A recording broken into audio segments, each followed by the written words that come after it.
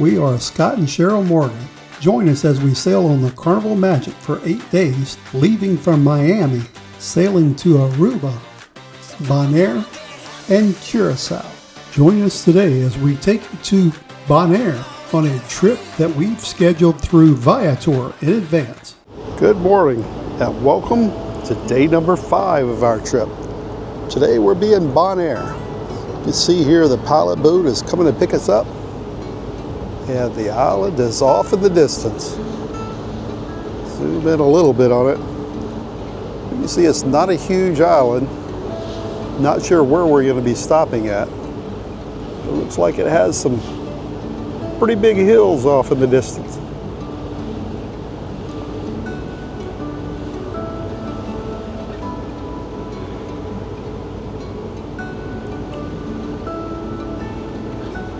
We are just now coming into port. It's about 8 o'clock, something like that.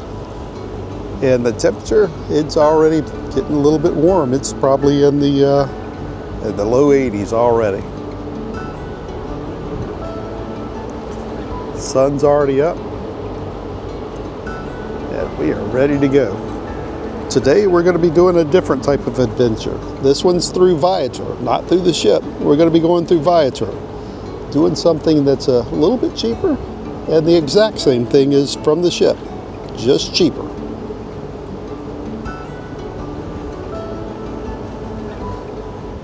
And you probably can't see it from here, but way back in the distance is the salt flats. I see mounds of salt piled up way off in the distance.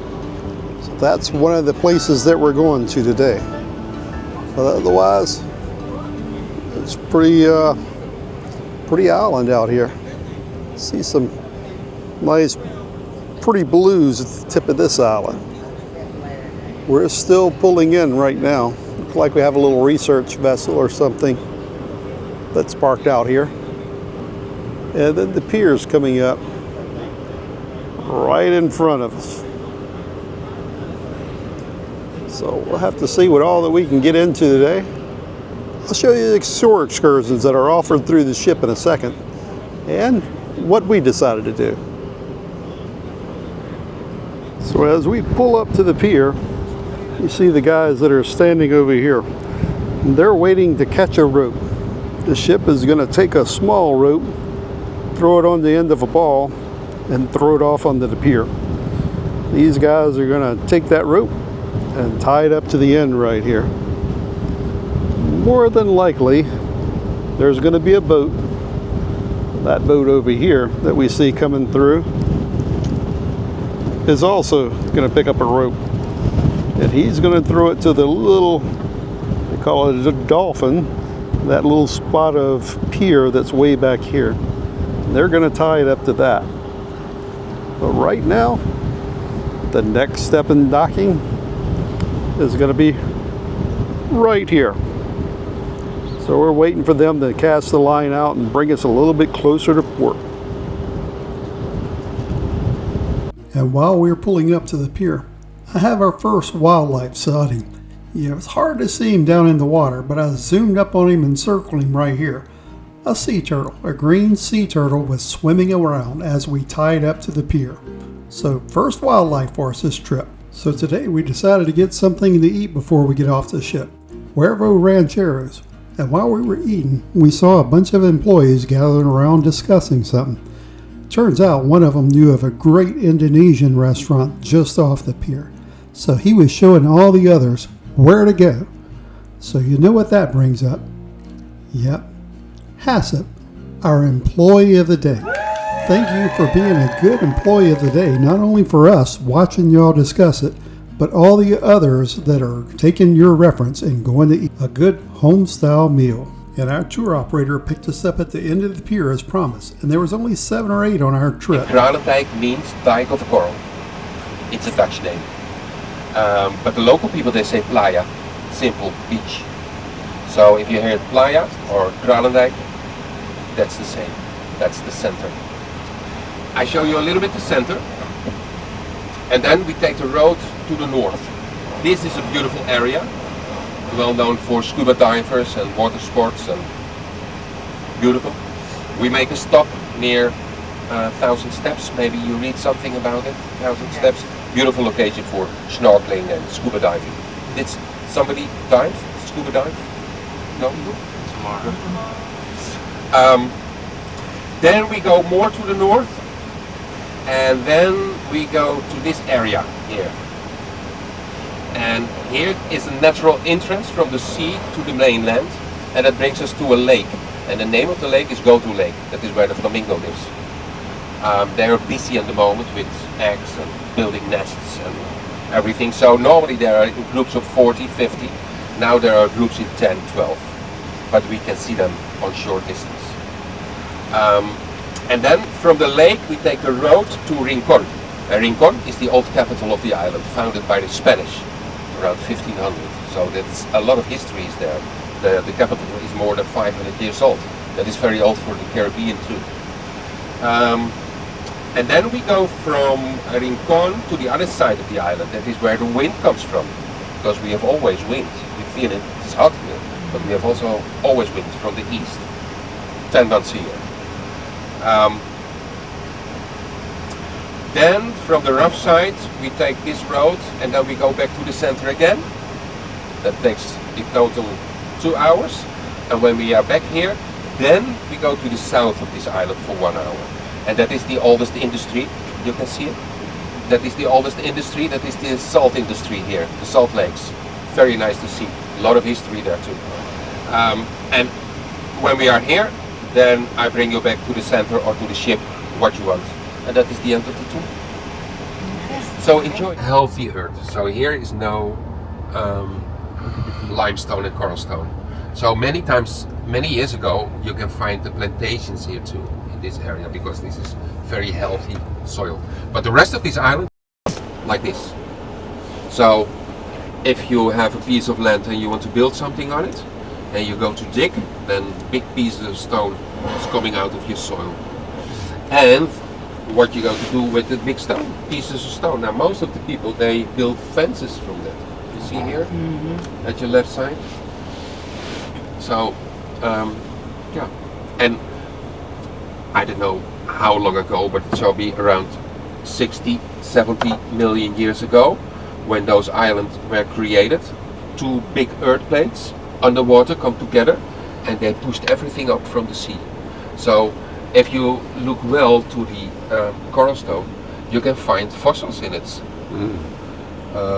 Yeah, here you cannot not see it, but also if you go to the north of this island, there you find a lot of hills, and when you make a nice hill walk, your own equipment, if you rent it here and you have a pickup car, now then you take your equipment with you. You have the map where you can find all those beautiful locations for you to dive from the shore, and then you can make the dive also on your own, and no stress with time labels and shifts and this. No, some people make 3 dives a day on different locations. And this road, you can find 8 beautiful locations for to dive. Everywhere you can dive, but what is on the map. And the system what they use is very easy. They mark every dive location with a yellow stone with a name on it. So if you see the yellow stone, you see them in a view in 1 minute, then you park your car, put your equipment on, follow the yellow stone into the water, and you know exactly where you can go safe into the water and safe out of the water. So that system is very simple, but it works for everybody.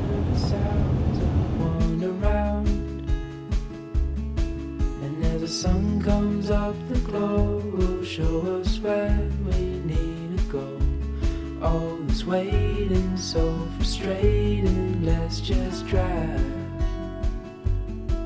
So come away with me, let's break free.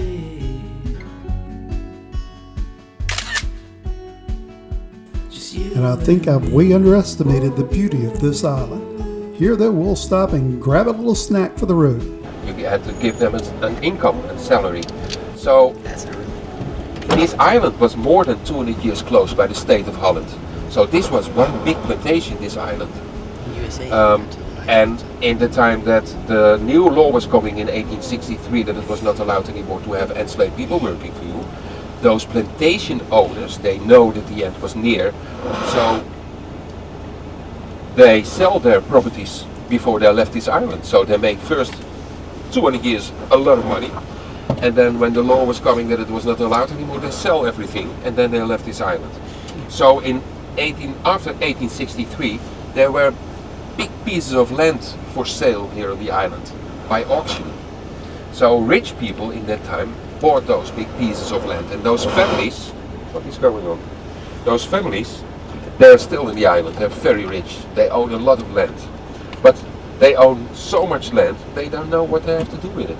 So this is an example of land, and if you look to the map, you can find names on it, like Bolivia, Guatemala. And the island is mostly bare with a lot of cactus and agave or aloe vera plants. But the next place that we're going to has a lot of wildlife, flamingos by the thousand. Here at Goto this is a lake, the flamingos start showing off in the distance. And after 2 years, then the color of pink is coming. So if you see a gray one, he is young. He is very young. Here. And most of the time you don't see them because they are more hidden behind the hills. So why he is here alone, I don't know, because I don't see his parents too. Look, you don't see that so much, the grey ones here. Maybe he's lost. That can be. Look. The baby. Oh, this one. This is special that you see it in this color. He is around 2 years. I can see the pink. Okay.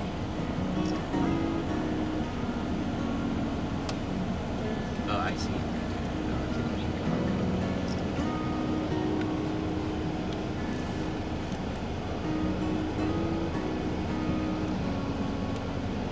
And they stay the rest of their life as a couple, the flamingo, they stay together. And they can reach around 30, 35 years. Here, there's the adult one.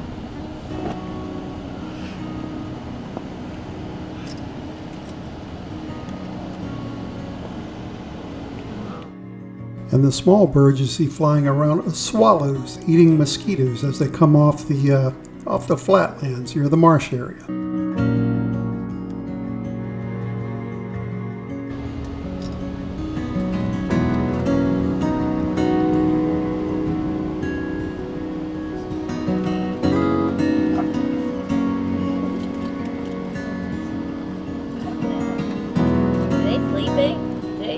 Yeah, but if they go to sleep for the night, they're standing on one leg. So they pull up one leg, and that is for their body heat and cooling. But they sleep like this, yeah, but then on one leg, normally. And after I stay with the flamingos, we go to the old part of town from the 1500s, the city of Rincon. This is opened 1.5 years ago. But a swimming pool in the middle. Here, look, the gas station is something from a movie. Here in front of us, the old post office here. For some of people who join us, they don't know this telephone. This is an old payphone. Yes. Yeah, still there. And here, this building here, this house is original. And the guy who built up the boutique hotel, his name is Henk Schermer. He make millions here in the real estate. He's very rich. But he built up this, he renovated this house and built the cabanas in the same style. So, and he's doing a lot for the people here. You know. You have to do nothing. You don't have to give it water. Totally nothing. And what is nice, look, those little brown things on the top, that are flowers. So in the evening, in the night, those flowers goes open. So the top of the kadushi have yellow flowers in the night, and in the morning it's closed. And those fences, there are special gardeners who make those fences. I just get it at my home, and I pay $70 for 3 feet. That are 10 cactuses. So for one cactus, I pay $7.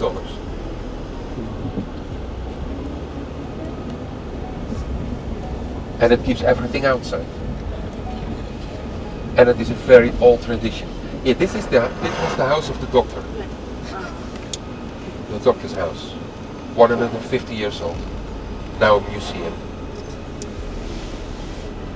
Before leaving Rincon, we see some of the area's more famous inhabitants, the donkeys brought over by the Spanish in the 1500s.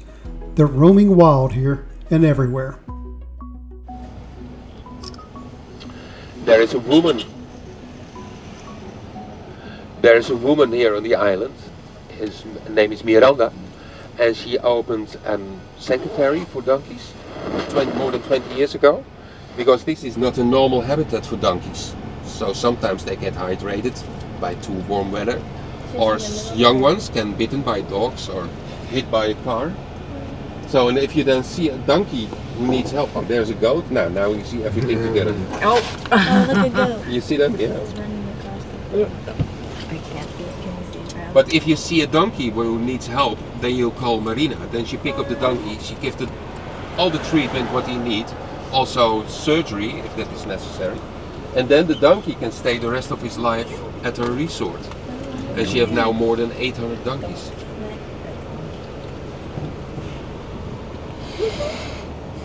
Yeah. And after spending a little time with the donkeys, we head to the far southernmost part of the island, to the salt flats.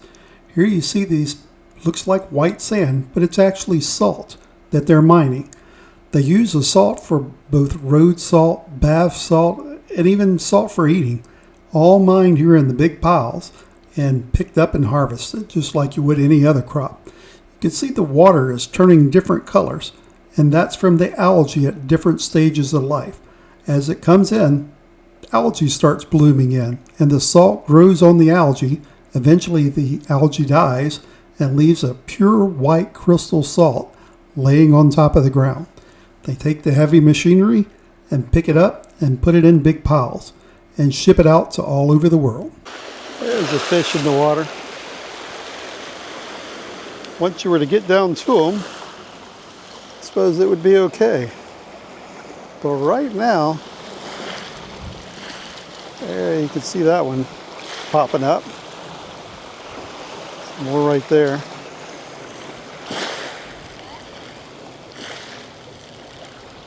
Lots of fish in the water. So I suppose if you went out a few feet, it would be pretty.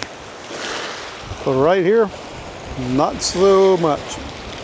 Hard to get down into the water. And after I get finished looking at the fish, you can see these little huts in the background. These were supposedly slave huts that used to harvest the salt. But the slaves never lived in here. They lived elsewhere. So this is inside one of the little huts. Looks like the roof and all has been rebuilt. Have an entrance right here. Letting some air in. And going right out the back here to the ocean.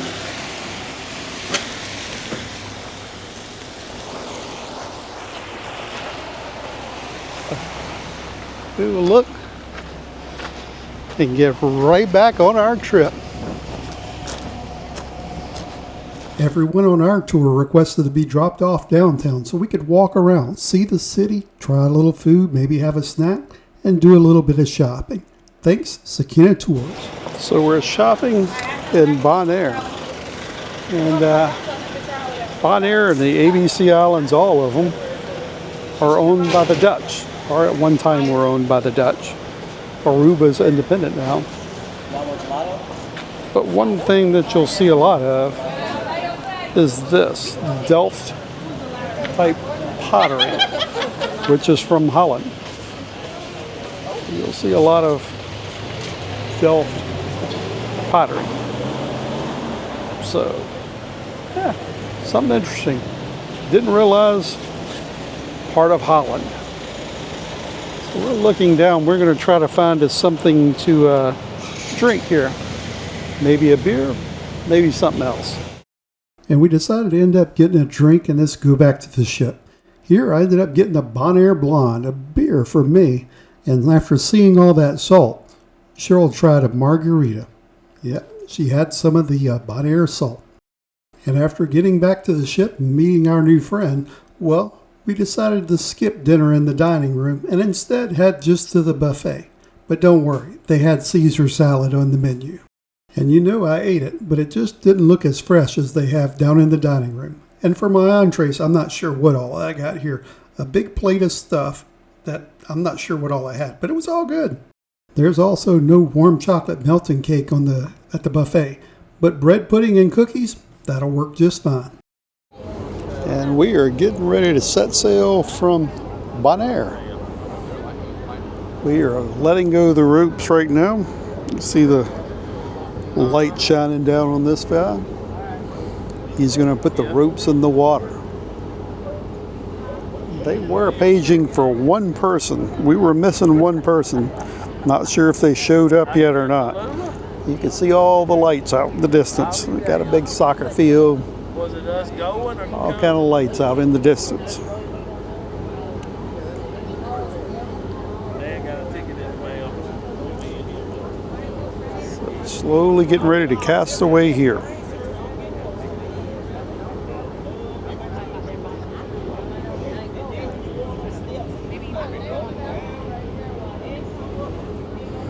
And they have a boat further down.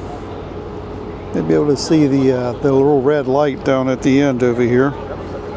They have a boat down there that's turning loose the ropes also.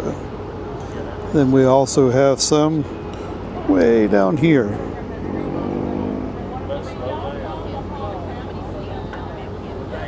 Way down here I have a few ropes also. You can see the water real clear at night. The light shining on it. And our one guy down here. There goes the ropes for him. So he's turning loose of the ropes now. So it won't be but just a few more minutes and we'll be leaving Bonaire. Something you don't see very often. Little citizens of Bonaire are out waving the phones at us. Got the lights on the phones turned on, waving, telling us bye. Of course, we got people on the ship that are doing the exact same thing. As you can see all along are the phones that are waving up in the air. So probably at least a couple dozen folks out there. You can even see them way over here at the end of the pier. Way over there, they're waving too.